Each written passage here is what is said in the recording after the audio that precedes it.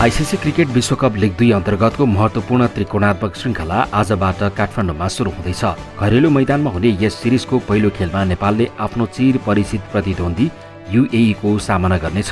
खेल कीर्तिपुर स्थित TU cricket मैदानमा बिहान 9:30 बजे सुरु हुनेछ। लिग 2 को अङ्क तालिकामा नेपाल हाल कमजोर अवस्थामा छ।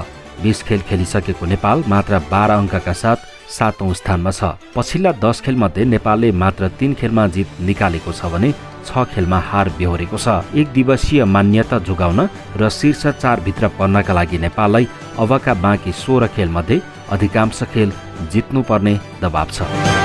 करिब 5 महिनापछि एक दिवसीय क्रिकेटमा फर्कन लागेको नेपाली टोलीमा केही महत्त्वपूर्ण परिवर्तन गरिएको छ। हालै सम्पन्न प्रधानमन्त्री PM कपमा उत्कृष्ट प्रदर्शन गरेका अर्जुन कुमाल र विनोद भण्डारीलाई 15 सदस्यीय टोलीमा समावेश गरिएको छ। यी दुवै खेलाडीको आगमनले नेपालको टप अर्डर ब्याटिङ बलियो हुने विश्वास गरिएको छ।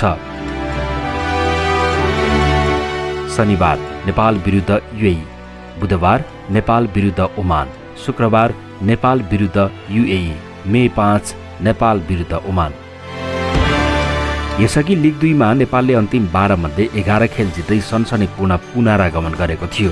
अहिले पनि नेपाली समर्थकहरू टोलीबाट यस्तै जादुमय प्रदर्शनको अपेक्षा गरिरहेका छन्। हाल ओमान 29 अङ्कका साथ तेस्रो र UAE 10 अङ्कका साथ 8औं स्थानमा छ।